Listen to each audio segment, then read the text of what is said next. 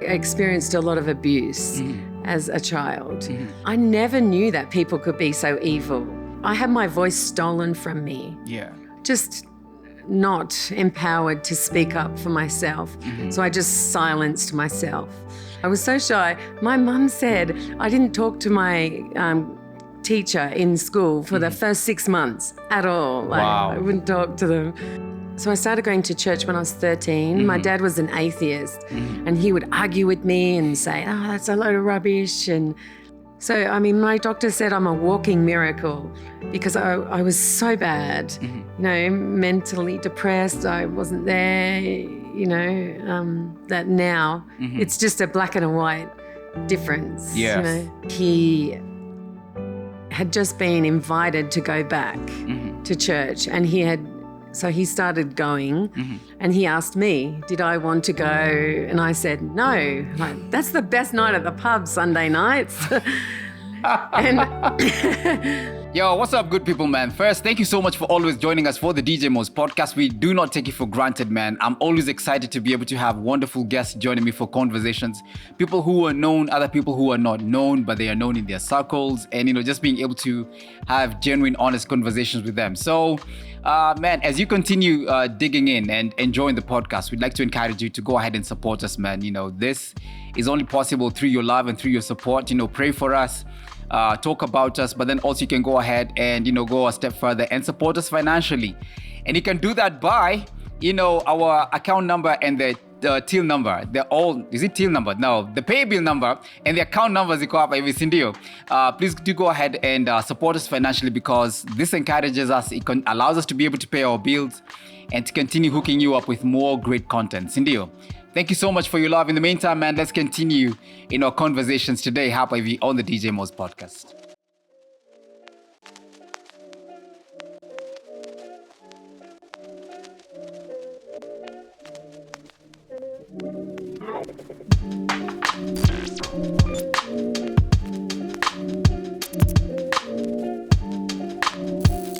Yeah, so you're saying that God sent you there a year before, just before COVID. Just before. So did you stay 2019, 2020? Because 2020 was like the crazy season for COVID. Yeah.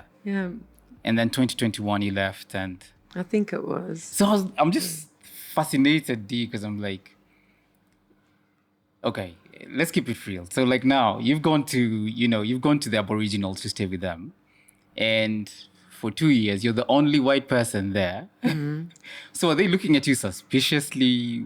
What have you come to do here? What are your intentions? Yes, yeah. Is history about to replay itself again? There's a culture in the Northern Territory, or maybe Australia, where white people are there to help, like lift up Aboriginals. But that's not actually true. They're a beautiful people. They are strong and they have answers inside them. You know, and God is there. A lot of them have had visions of angels or encounters with Jesus. So there's this horrible culture of the white people are better than them. Not everyone, but I saw that and I don't like that. And I think that's why the Lord said, don't do anything. It's just to break that. I'm not here to do anything. I'm just here because I want to learn. Learn from them rather than them learn from me. And I did. I learned a lot. That's so good. Very good. You know, let me say, you know, it's really nice to have you with me on the podcast today. Thank you. You know, first friend from Aussie.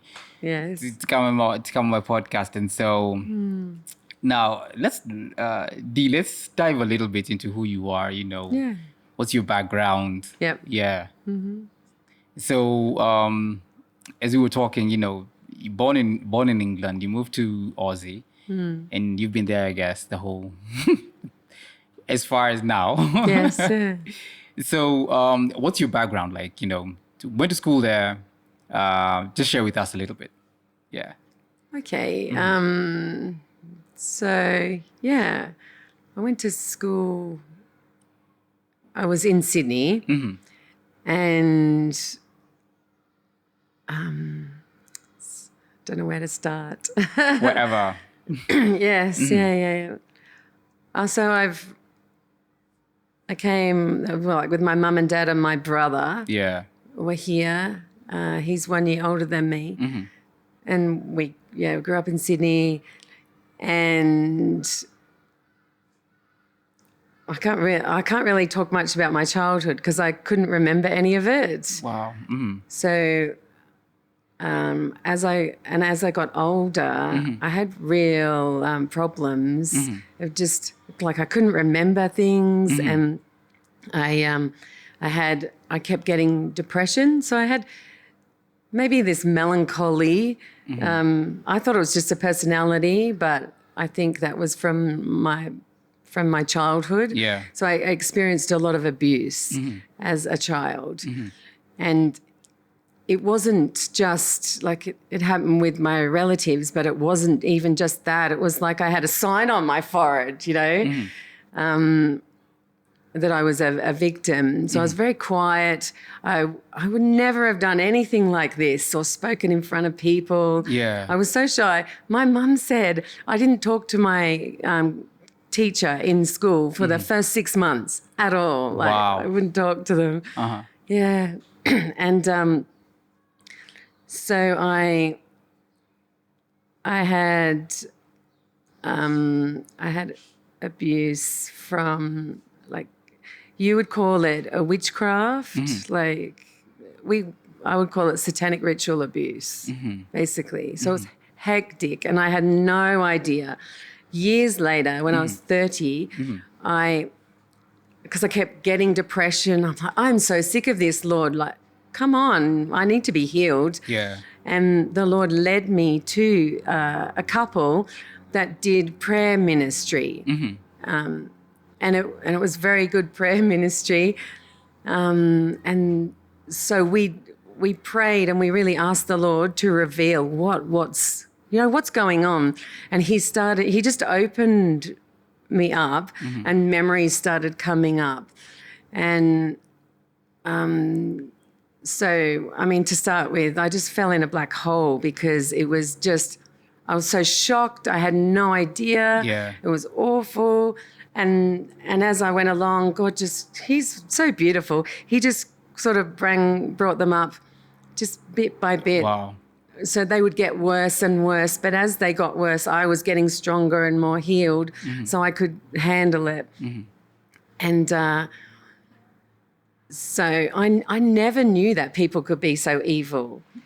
I never knew, they have rituals where they twist the rituals that we have, baptism, the crucifixion of Jesus. So they turn them into real trauma. So, I sort of fell into a big hole at that time when those memories came up, and my husband at that time was a pastor. So I was a pastor's wife, and in the church, and the church were really beautiful. They didn't even ask what was going on, but they just loved me. I was seeing a doctor every week because he was making sure I was okay, because I just became suicidal. I thought, I don't know how to handle this. And where was God? That was my question. Where were you, God? So I made a vow when I was young that if you don't stop this, I'm never talking to you again. Yeah. And so I just left the Lord. And I came back when I was 13, but by then I couldn't even remember that I'd made that vow. Yeah. Yeah. So I've got to ask, you go through this dark season of life, and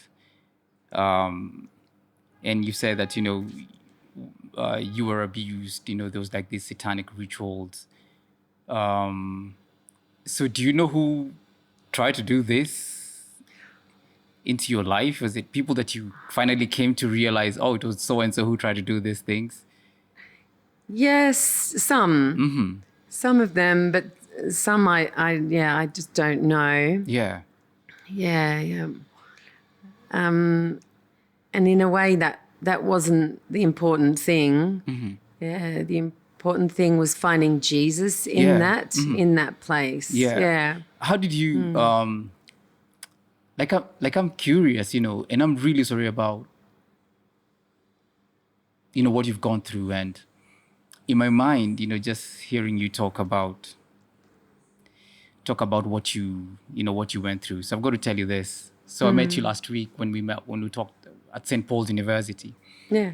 And so when we were there that afternoon, as I was talking to you, I just felt you need to have a conversation with Dee. And I just felt like you have something that people need to hear.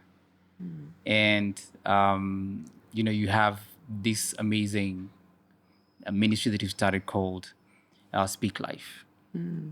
And I was just fascinated.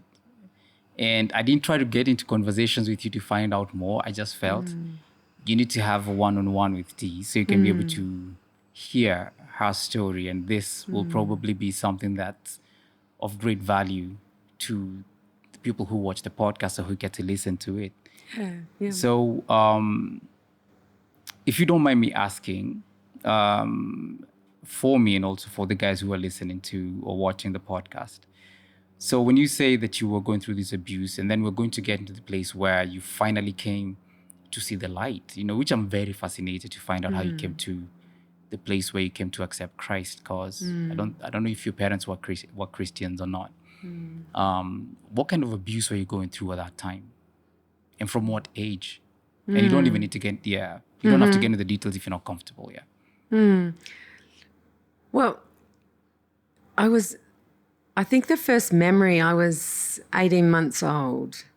Wow. So you have to know that it's an organization and it's, I believe it's everywhere, but I know it's in Australia, that they would purposefully split you. So I had high levels of dissociation. That's why you would forget. And sort of like internal personalities that would take different trauma so that it could remove it from me, and I could just live a normal life, look like I was an okay child, although you could see it. I think in people's eyes you can see trauma.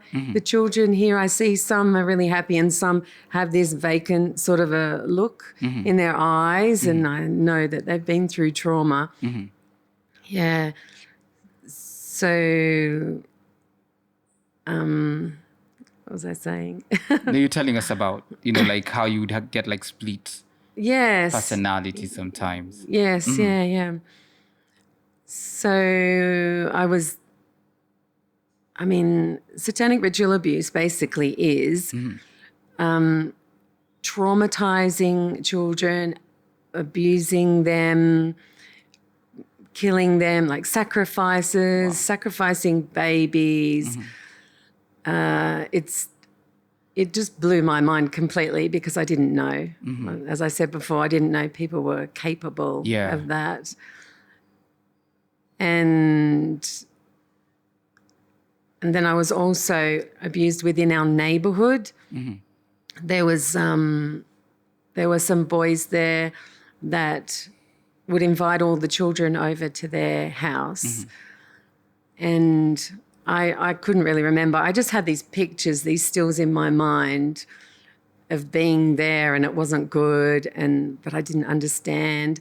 But I could remember their names. And when I checked it out with a friend of mine, she knew them. Yeah. And I went back to the house, house, to see, and I think they're still living there, but I didn't feel to go. Yeah. I think they're probably criminals, Yeah. Yeah. So I'm really sorry though. There was a lot. Yeah. There was a lot of. How did you come to, maybe what else did this darkness lead you to, if you have any recollection? Did it take you down a downward spiral as well in your life? Yes, so I started going to church when I was 13. My dad was an atheist, and he would argue with me and say, "Oh, that's a load of rubbish," and and everything. My mum had gone to church when she was younger. So I started going at 13 and till about, was it 18 or so? And then I dropped out of church. Yeah. So, I mean, I was young and I wanted a boyfriend and there weren't any boys I was interested in. So I went into the world and I had a boyfriend who smoked dope or you call it ganja.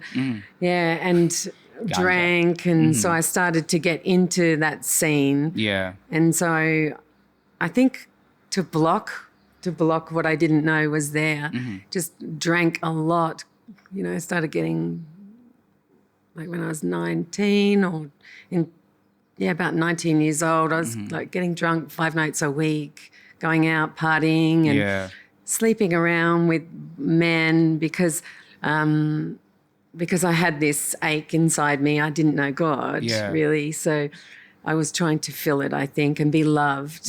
Yeah. So it wasn't a good time. And so is it during this season when you were in college or out of college that you came to connect with Christ, or was it much later? Yeah, well, I was 21. I was still going out, but it was starting to feel like it doesn't fulfill me. Yeah. And so I stopped drinking so much and everything, but I had a friend who was still going out. And then I met my husband at the time, and he had been brought up as a Christian. Yeah. But he had just been invited to go back to church, and he started going, and he asked me, did I want to go? And I said, no, like, that's the best night at the pub, Sunday nights. And so he didn't push. Yeah. He didn't push, but he said to the Lord, okay, Lord, I'm giving her 2 weeks. And if she's not coming to church, then I'm going to have to break it because I can't be with a non-Christian. And then I didn't even know any of this was happening. Yeah. And then in 2 weeks or within a week, I said, hey, are you going to church? I might come with you. Oh, man. So as soon as I stepped in, it was like I'd never left. Oh, wow. And it was a great church. They clapped, and sung good worship songs, and the preaching was just amazing. So it was easy to go back. That's good. So did you find, is it when you started going to that church that you finally came to accept Christ as your Savior? Well, I think I did when I was 13. I was confirmed, but yeah, this was different. This was different. It became more real. Yeah, I was more mature and I knew what I was doing. Yeah. And we got married there and we went into ministry. So the church started a youth refuge. So the pastor came up to my husband and said, he basically asked him, would you like to move in with them and be the mum and dad there? And we were amazed because how did he know this was in our hearts? Yeah. That we wanted to do something like that. So we moved into their youth refuge. So we had street kids coming to live with us. Wow. A year after we were married. That's a big transition as well. Yes. Yeah. Because you're just getting to know each other more. Yes. And then you have to go and live with these kids that you do not know much about their life. Yeah. And I'm also sure that they come with, their own... Oh, yes. Yeah.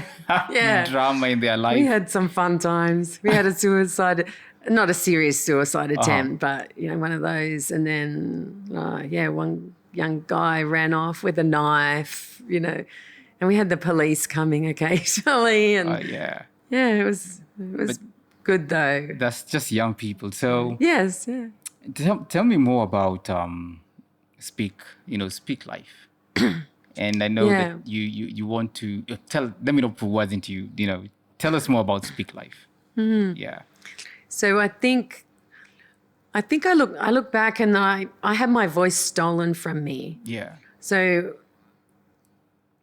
maybe it's community or family just not empowered to speak up for myself.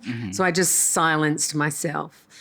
And it took a long time. I think even in my marriage, I was silent. And so it really wasn't a good marriage. Not blaming myself, but, you know, if it might have been different if I'd have, you know, been able to have that voice. And I was married for 29 years, so for a long time. And so it was a whole process, a long, long journey of counselling, prayer ministry, to speak up, to start speaking up. Wow. And I left my marriage. And so then I wanted to help other women in that same situation. And I have been able to, throughout the years, God just brings them, you know. And, I think once you've healed from something too, God will bring you those women to walk with, and children as well. And that's what I'm really passionate about, to bring healing, to be able to, like, so that women can get their voice back. Yes. And I saw this in Indigenous community when I lived there, that when there's injustice, they cannot speak. They don't stand up. So sometimes I would stand up for them, but they need to do it themselves. Yeah. Really. Yeah. So is it because now it's because of your experiences as a kid? Yes. Yeah. And also as a married, when you were in your marriage, that you felt because your voice was taken away from you, that you need to start speaking out and also allowing other children and women or people who are going through abusive relationships to be able to speak out. Yes, yeah, that's it. Was your marriage, so for the 29 years, was it abusive as well? Yes, yeah, not physically. I think it was more a subtle thing, manipulation and control.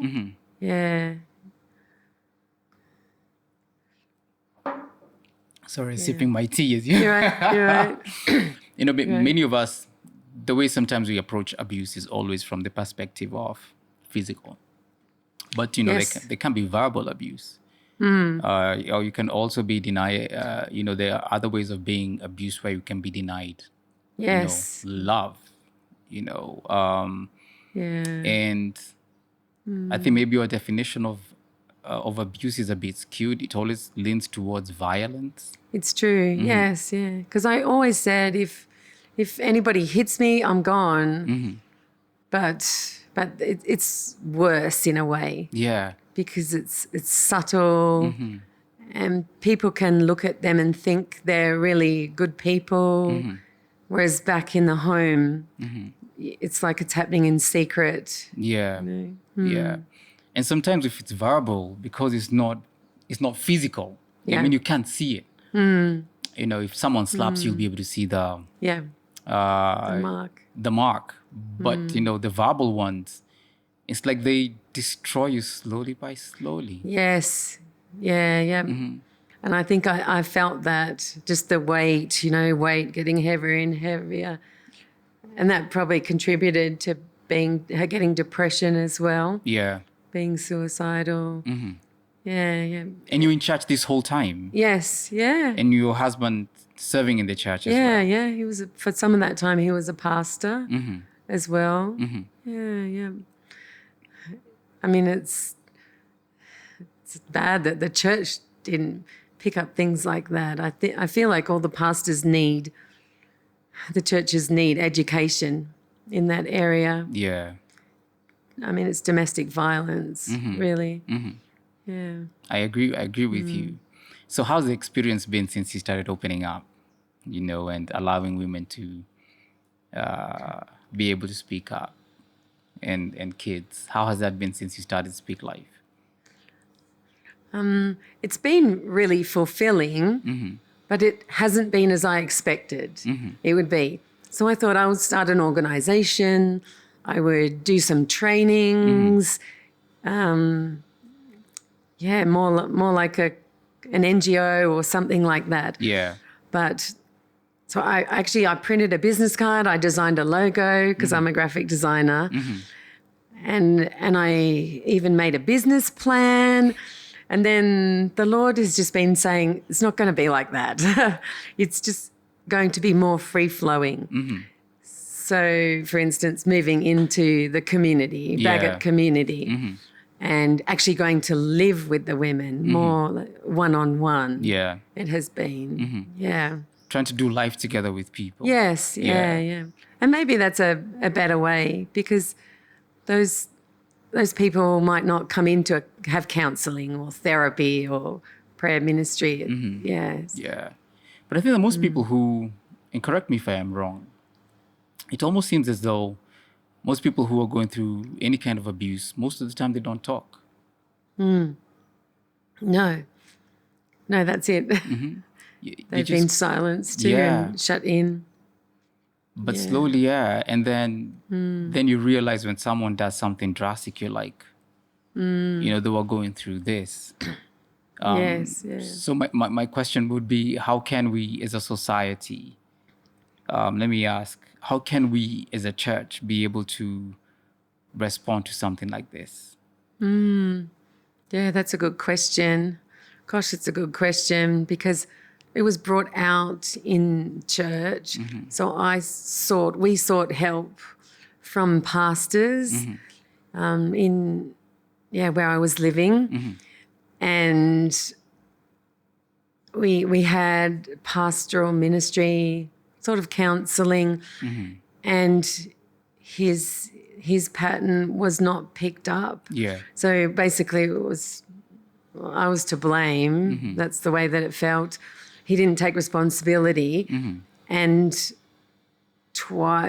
once I was told my ministry would be over if I divorced him, and another pastor exploded at me saying about, because he told me that I should stay in the marriage, and by then he had been unfaithful as well twice and was drinking. Wow.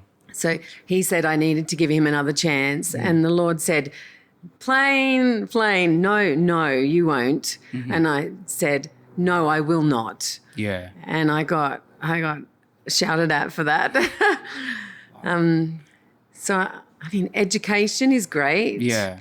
Teaching about it, because it's very deceptive, It's easy for people to manipulate if you're not aware. Yeah. But also training the church in discernment, the people in discernment. But I think, groups can be good. I don't know if you have them here. We have support groups. Yeah, we do. Yeah. So support groups for women in domestic violence can be good. Even training for women, because I didn't even think I was in that. Until then I could hear some education when I did a counselling course, and I heard what it means to be in domestic violence, and I started to think, oh, okay.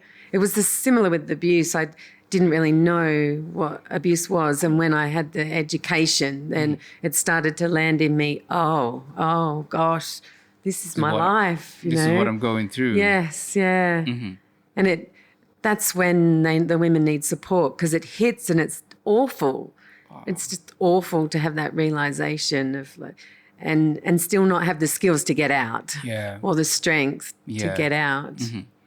Because, and I asked that question because unfortunately sometimes we, and I speak on behalf, I cannot point fingers at the church because I am in the church. We have been accused as those who propagate or allow domestic violence to carry on, whether it's in whatever kind of way. Because like you're saying, you're there, you're going through this, and you're being advised to stay in it. And until something bad happens and you're like, oh, maybe you should not have stayed. Yes, yeah. I saw that in community. There's a lot of domestic violence and child abuse within the community, and the government's trying to deal with it, but I don't know how they can. Yeah. But then I would see the women put up with it, even being beaten until something very bad happens. Yeah. So they're broken jaw or, something serious, and they get told, you're going to die. Yeah. Unless you leave, you're going to die. Yeah. And then, sometimes they'll leave and never go back. But, Sometimes, unfortunately, they end up going back, Yes, yeah. And so even though the ministry has taken a different, tangent from what it is that he thought it was going to be, I do think that you have an incredible, the way I've been looking at it, and even of late, like the last couple of podcasts that I've been having, is people who've gone through a difficult time, but then that difficult season is what births something that God uses out of their life to encourage and to speak into people's lives and to be able to show something different. And I think that the same is coming out of your life. Definitely. I actually came to a point, which is a complete miracle, that I didn't regret what had happened to me. Yeah. Because it's just made me who I am. Yeah.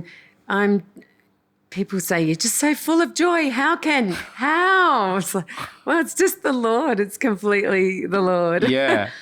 And it's so evident. It's so, when you're with people, like, it just comes out, always happy, bubbly, talking to people and cheerful. But I think it's the freedom that you've received. It is. And you don't have this baggage to carry on you.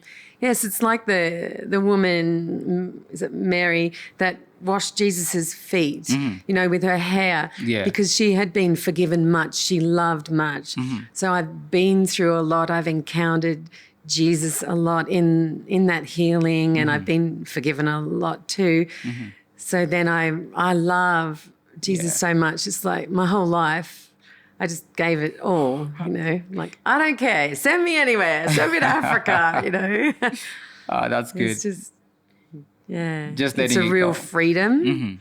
And because I compare it to where I was. Yeah. So, my doctor said I'm a walking miracle because I was so bad, mentally depressed. I wasn't there, that now it's just a black and a white difference. Yes. Yes. Yeah. And it's the beauty of what Christ does when he checks into our lives. He comes and he sets us free. And, as the Bible says, that he who the Son sets free, this is Jesus Christ who's saying this, he who the Son sets free is free indeed. Yes. So you are that person who's been able to experience that freedom. Yeah. Yep. And my prayer is that people will come to find that freedom as well through, as you share your narrative, your story, and talk about how you've been able to experience God through the season of your life. Yeah. Yes. But thank you so much for being with me today. I deeply appreciate it. Like I said, my first international guest to have on the show, yeah? Oh, what? From Aussie. Really? Yeah. That's amazing. So thank you so much. Tell me, how was Impact Nairobi? Because you got to come for this Impact Nairobi. You've been here for 2 weeks. How was it for you? That was amazing. It was great. Well, I loved connecting with the children. We went to a school and we went to feed children in a community. Yeah. And when we went to the crusade, we were really early. And so there were children everywhere. So we started engaging with the children and playing games. And it was good because the more often we came, the more we connected with them, because it takes a while for them to trust. Yeah. Who are you? And we got stared at because we were white, And then during the crusade, I was able to pray with some of the girls, and God delivered one of the girls from a demon. You could just see the change in her was amazing. And all, like, her eyes were really dark and sort of red. And then when I was praying for her, she was crying out, my eyes. So I thought, this is a great opportunity to teach the children how to pray. So I said to all of her friends, come on, we need to pray for her. And we're all praying for her, and they started to clear. So It was just so beautiful. Yeah, it was lovely to see miracles. I've never experienced it like that before. That's so good. Yeah. So do you think it's had a good impact in your life? definitely.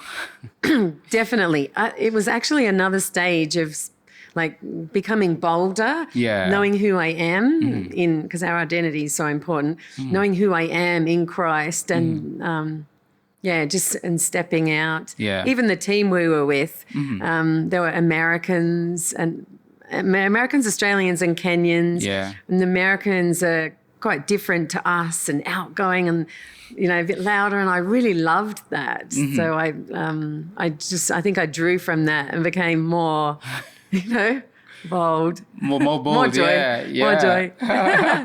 Oh, that's so good. But I'm really glad that you got to come as well and be able to experience our culture. And you're still experiencing it for the next couple of days. Yes, So I hope it's going to be one rich and fruitful experience for you. Yes. Yeah. I'm sure it will. Thank you. Thank you so much for being my guest, Dee. Thank you for inviting me. Real name Davina Avery. So glad that you could join me today. Yeah, and praying that the God will continue guiding you and using you through your life as you continue in enjoying this newness of life. It's like a newness of life that I feel you have right now. Yes. Yeah. So thank you so much. It is. Thank you. No, you're welcome. I'm going to take all this dancing that I've been doing home with me. Maybe we'll do a dance competition in our church. Yeah, I don't think they'll please like make that. sure you do it. Please make sure you do it. Anyway, guys, thank you so much for joining me for the podcast today. I was hanging out with Davina D. Avery. And, she's from Aussie. And really glad to have her here with me on the show today. And, something that, what she's very passionate about and what she talks about is giving people a voice, especially people who've gone through abuse. And, it's not, and I don't think that the message is just for women, because you also do have men who are probably also facing abuse as well. We're not always the perpetrators, even though largely we are the perpetrators. So, and for all the kids out there, guys, let's allow people to be able to thrive wherever God has placed us. And thank you so much for joining me for the podcast today. Kama kawaida, please go ahead, like, subscribe, and share together with your loved ones and your enemies as well. It's always good to share a good story. And thank you, and we look forward to connecting with you next week. Hapa happened any of the DJ Moz Podcast. Peace. And from D and I, we're out. Thank you, D. Thank you.